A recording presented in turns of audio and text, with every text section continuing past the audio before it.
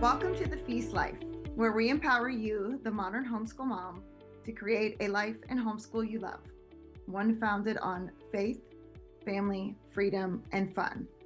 I'm your host, Julie Ross, creator of the award-winning homeschool curriculum, A Gentle Feast, and a certified Christian life coach. For more information on today's episode and to access my free gift for you, check out thefeastlife.me.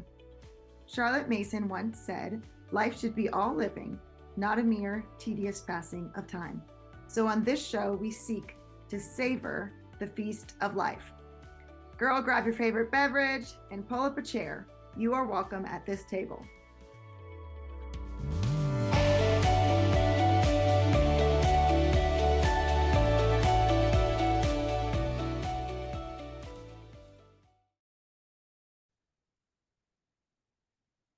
Today, I'm going to be talking about the 3 things that you need to focus on in order to crush your goals.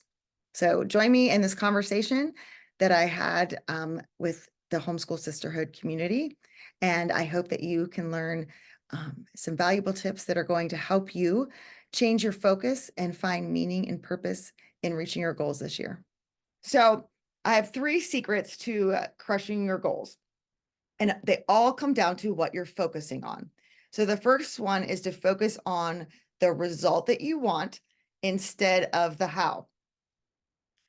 Focus on the result instead of the how. Most of us, when we set goals, we set how goals, things that you are going to do. Let me give you some examples.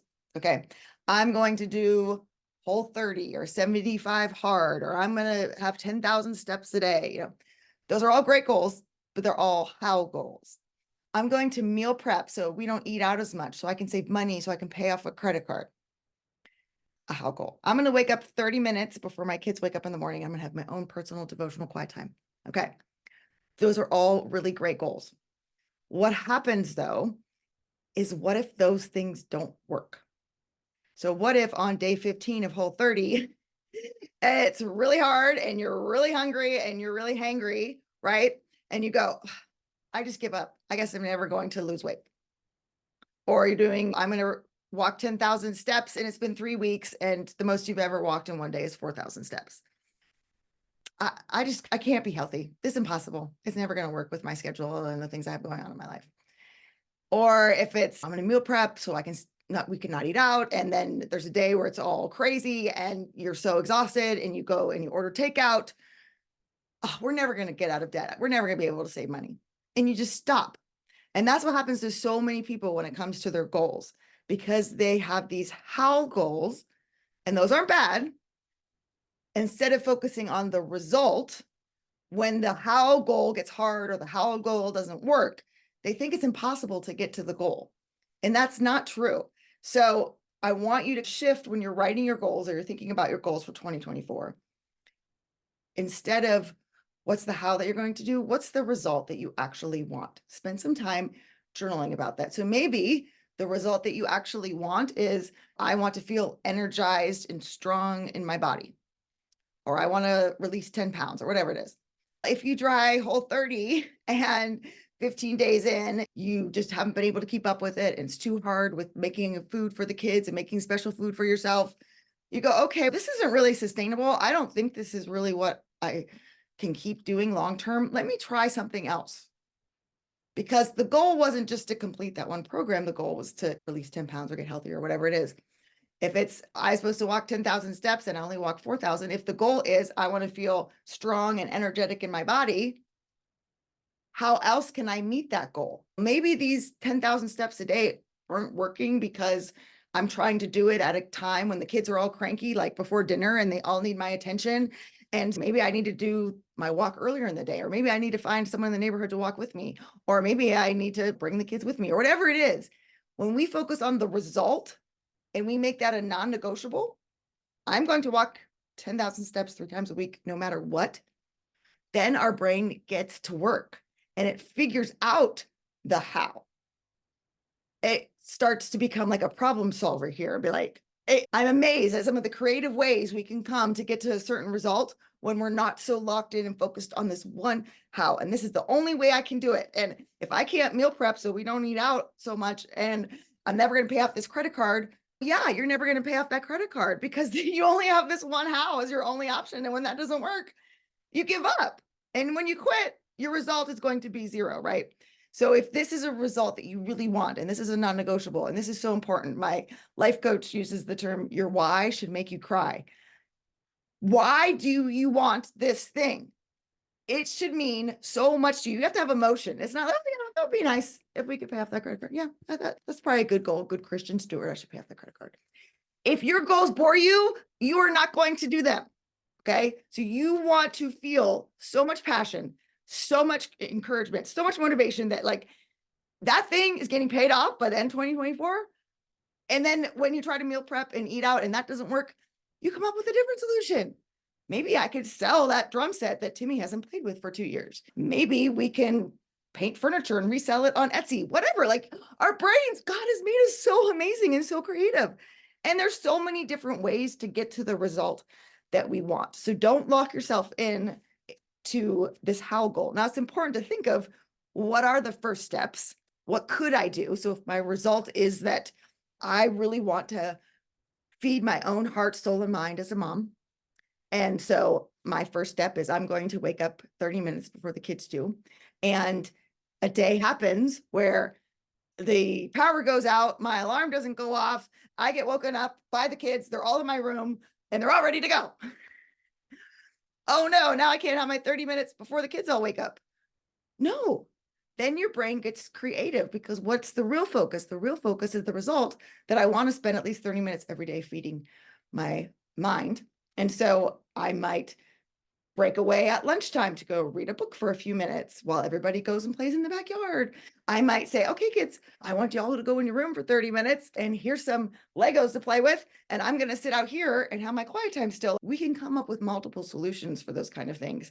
So again, focus on what the result is and why you really want it. And then what's the first right step? So often we think we have to have it all planned out. So this is the result. I'm going to pay off this credit card by the end of 2024. So by January 15th, I have to pay off this much. And by February, this much. And then life happens. And then we get all discouraged and, oh my goodness, this is never going to work. Rather than going, okay, God, what's the next right step? And I think of the metaphor of if you've ever been in a neighborhood where they have motion detector streetlights. And so you're walking, you're under a streetlight, you know what's going on. And then you have to walk down the street. And right before you get to the next street light, it is like really dark. And you're like, I hope that next street light really turns on. And you have to take that step of faith into some darkness for a little bit where you don't know what's there. There could be an animal behind that bush. There could be a pothole, but you take that step of faith anyway. And then that light turns on and okay, this is the step for this moment. I'm going to try this thing. Our brains learn through trial and error. We think we have to figure out the 15 steps to get where we want to go before we can even take the first step. And so most of us, what do? We don't take any steps at all. Only 9% of people meet their New Year's goals. 9. Why? Because we get paralyzed. We overthink everything. We worry. We have fears. What if this happens? Well, what if that happens? I don't know. Maybe I'll try this and it won't work. And then I'll feel like a failure. And so I'm just not going to try. Our brains like to keep us safe. So we want to stay comfortable. Our brains avoid pain and move towards pleasure. And they like to be comfortable because that uses less energy. So our brains are really trying to work for us, but sometimes they work against us. And so we have to allow ourselves to deal with some of that. Today's episode is brought to you by A Gentle Feast.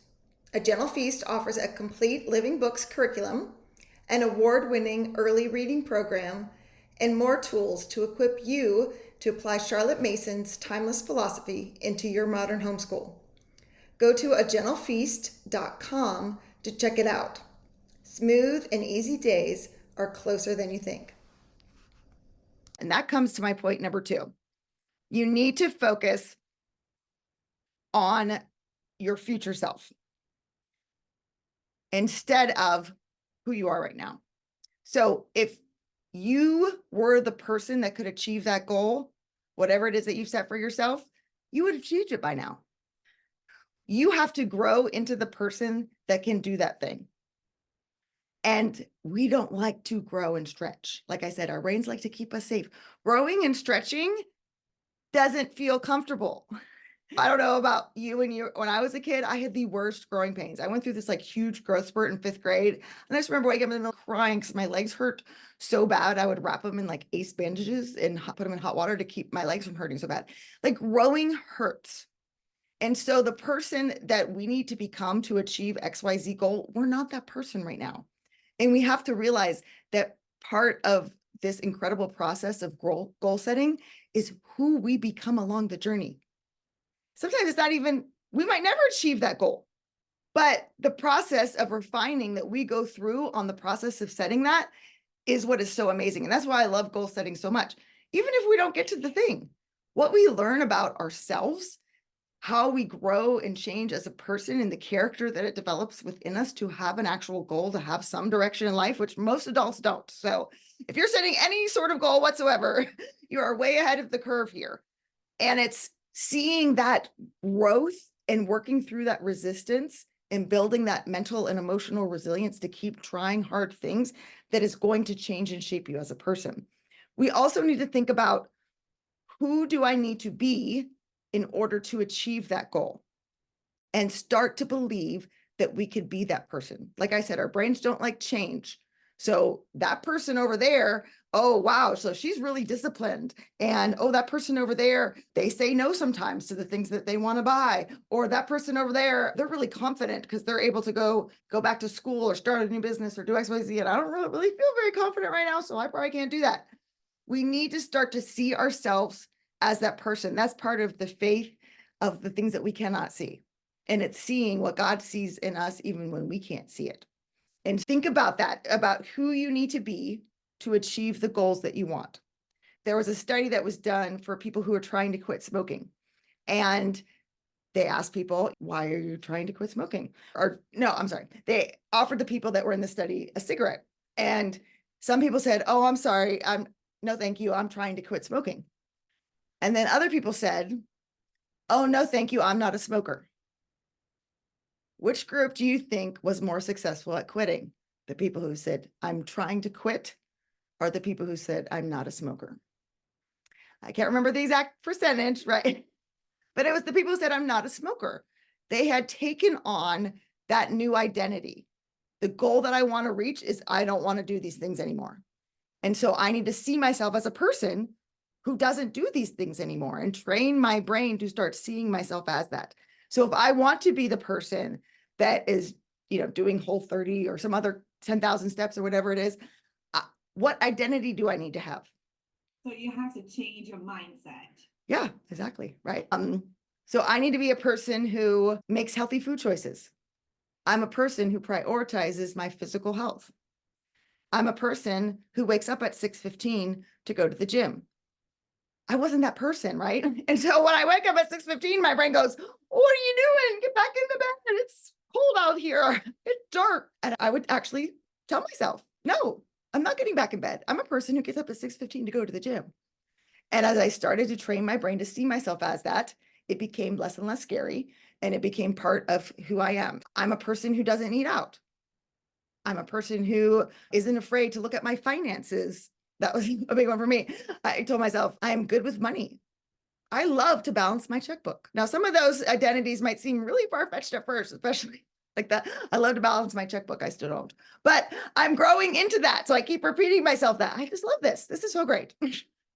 And trying to teach my brain that's who I can become. So first of all, we need to focus on the results instead of the how. We need to focus on our future self. And part of focusing on that future self is allowing ourselves this process, this growth, this journey, to see goal setting not as either I achieved it or I failed, but to see the actual process in the journey as being the reward in itself. And then the last thing is we need to focus on habits over motivation. So a lot of us set goals and then we try to willpower our way to do it. Charlotte Mason had a lot to say about the way of the will and the way of reason. So if you haven't read those chapters, I highly recommend them, about how our children approach hard things with those same truths apply to us as grown-ups. We have to willpower ourselves as well. And so we need to focus on habits, and Charlotte Mason talks a lot about this, over motivation, because what happens is we can will ourselves to do something for a couple days, and oftentimes we'll maybe use a bribe, or us, a lot of the homeschool moms I know, including myself, we're really good at beating ourselves up as a way to try to motivate ourselves to do stuff, which it's very counterproductive, because when I beat myself up and be like, oh my goodness, I can't believe you ate that donut. You're supposed to be doing Whole30, Julie.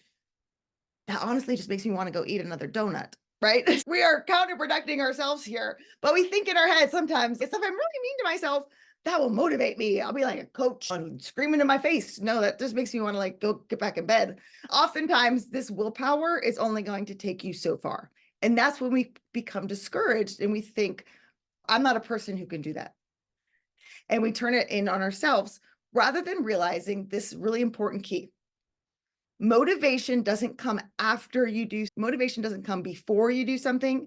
It comes after you take action. So we often think, I have to be motivated to go walk 10,000 steps, or I have to be motivated to come up with a meal plan, or I have to be motivated to wake up 30 minutes before my kids. No, you're not going to be motivated because, like I said, your brain doesn't like that. You're doing something different. Stop. We want to be safe and comfortable. Go back to bed. And so we have to take action. And the more that we take this action, then we get motivated. So then it's, ooh, waking up is really nice. Oh, this feels really good to have some time to myself before the kids wake up. Ooh, I like this. Ooh, I like being outside in nature and feeling energized. Ooh, I like going for a walk every day. That motivation comes after we're doing the action. We want to make whatever our goal is as easy as possible. Like I said, our brains like comfort. We want to make it habitual. We want it to just run on autopilot so we're not having to constantly think about it. So whatever it is that your goal is, how can you make it as easy as possible for yourself? Maybe it's, I'm going to lay out my gym clothes right here next to my bed. So when I wake up in the morning, I literally trip over them before I can get to the bathroom to remind myself to put these workout clothes on. I'm going to pay for emails, or I'm going to have some friends over and we're going to exchange freezer meals. There's so many creative options to make it easy, but the more you resist something, the harder it is, the less you're going to want to do it. Make it easy. You know, those like Staples easy buttons. So they did this study where this was in England, and they were getting people to try to exercise 1 day a week. And they had a control group. They didn't do anything with them. They just told them to go exercise 1 time a week. Then they had another group, and they gave them a bunch of education on why they should exercise, how it's going to lower the risk of heart disease, cancer, blah, blah, blah. Gave them a lot of information. And then they had the third group, and they told them to come up with a plan. When are you going to exercise 1 day a week? Where are you going to exercise? How are you going to make it easy for you to exercise? So the control group, 38% of them exercised 1 time a week consistently for the month. The group that got some like education, some knowledge that was going to motivate them, they only did 35%. So they did worse than the control group. And then the group that was told to like plan, make it easy, 91% of them did it. And so it's planning and scheduling and making things easy for you, not motivation. So some of us think, if I just take 1 more class, now if it's my class, it's okay. No, I'm just kidding. We think, okay, if I read 1 more book, if I listen to 1 more podcast, then I'm going to be able to do XYZ. Or if everybody else in my life would just make things easier for me, then I would be able to walk my 10,000 steps a day, but it's everybody else's fault, right? Instead of just going, no, I'm going to take action even when I don't feel like it, and to build that mental resilience, to build that habit muscle, Charlotte Mason talks about, so that we are able to do those hard things. The best book I've ever read on this is Atomic Habits. So if you have not read that, actually, if you go to a Gentle Feast on our blog, I put a list up of my. It actually was the last one of the year. Oh, wow. You guys did it in your book club? Yeah. Oh, yeah. So everybody knows what I'm talking about. Okay. I'm preaching to the choir here, but yeah, I love that. And he talks about that in this book, is where it's getting from, about this, how you want to make things a habit instead of trying to motivate yourself to do it. But on the Gentle Feast blog, I have a list of all of like my favorite coaching, mom encouragement kind of books on there for the start of the new year. But in Atomic Habits, he gives this example of the dancer Twyla Tharp. And she says, I begin each day of my life with a ritual. I wake up at 5:30 a.m., put on my workout clothes, my leg warmers, my sweatshirt, and my hat. I walk outside my Manhattan home, hail a taxi, and tell the driver to take me to the Pumping Iron Gym at 91st Street, where I work out for 2 hours. The ritual is not the stretching and the weight training I put my body through each morning at the gym. The ritual is the cab. The moment I tell the driver where I need to go, I've completed the ritual. It's a simple act, but it's doing it the same way each morning habitualizes it, makes it repeatable, easy to do. It reduces the chance that I would skip it or do it differently. It is one more item in my arsenal of routines, one less thing to think about. And this book, which I actually have read as well, called Daily Rituals, How Artists Work, Maya Angelou rented a hotel room where she would go and arrive at 6:30 a.m. She'd write till 2 p.m. and then she went home. She never actually stayed in the hotel. Pulitzer Prize winner Michael Cabin writes 5 nights per week from 10 p.m. to 3 a.m., which that's amazing to me. I know nobody would be able to understand my writing if I wrote from 10 p.m. to 3 a.m. Murakami wakes up at 4 a.m., writes for 5 hours, and then goes for a run. So a lot of us, we look at really creative people and think they go with the flow. And when they feel inspired and when they feel motivated, that's when they create their art and write their wonderful poetry and their wonderful books. But no, most of the most excellent artists, scientists, athletes, anybody who excels at their field has these rituals and these habits and these things that they do even when they don't feel like it. I was in a course working on writing a book, and it was, you write 5,000 words a day, whether you want to or not, and whether it's just gibberish or not, because you're building that habit and you're building that mental muscle. And it's the same thing with our kids when we're teaching them for school, but we have to learn how to do this ourselves first, right? I hear all the time, how can I motivate my child to do their schoolwork? I'm like, you can't. They're like, what? How can I motivate you to go to the gym? Same question, right? How can I motivate you to stop putting money on a credit card? I can't do that, can I? We can make it easy. We can make things habitual for our kids. But like that study with the exercising I talked to you about, they didn't need more knowledge of why they should go to the gym. They needed a plan. They needed to make it easy. Oftentimes we need accountability. We need somebody who's our coach and our support and who's going to be there at the gym to make sure we do it. And when we want to give up after doing 8 reps, they're like, nope, 2 more. So we need to be that kind of person for our kids, but we need to be that person for ourselves too. And allow ourselves to go, it's okay. We all get off track, get back up, let's keep going. Or the ability, like Edison said, I've figured out 999 ways not to invent a light bulb. To see that not as a failure, but as a good thing. So when we try something to reach our result and it doesn't work, don't quit right away. I always tell people, work through that resistance and some of those negative emotions and learn to process those emotions. I think that's the hardest part of working through on your goals and trying to achieve the dreams and the vision that God has for you, is working through some of those hard emotions and mindset. At least it was for me. But again, because our brains like to keep us safe and doesn't want us to do that thing that feels so scary and put ourselves out there into the world. But in addition to that, we need to realize that it's not a failure if we decide to, whatever it was, whatever the how was, oh, now I'm going to try something else.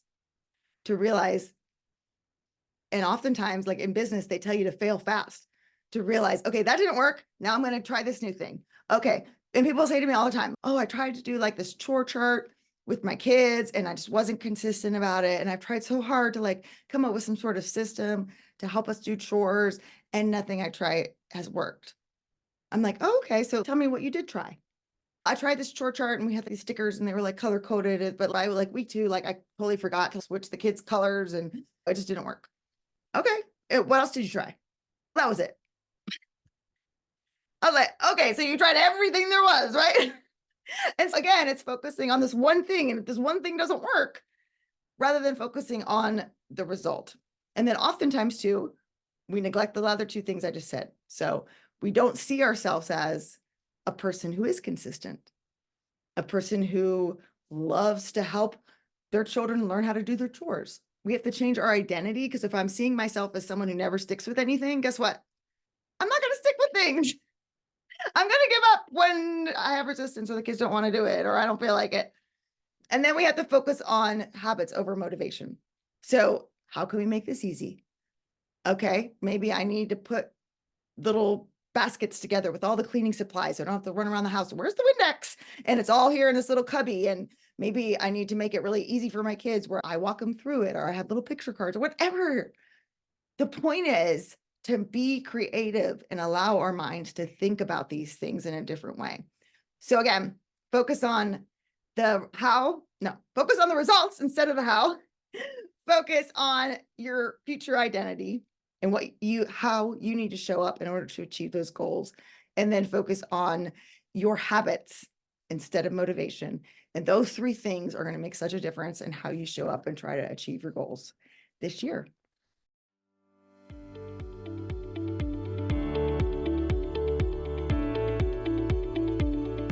Hey there, Julie Ross here. I just wanted to say thank you for listening to today's episode.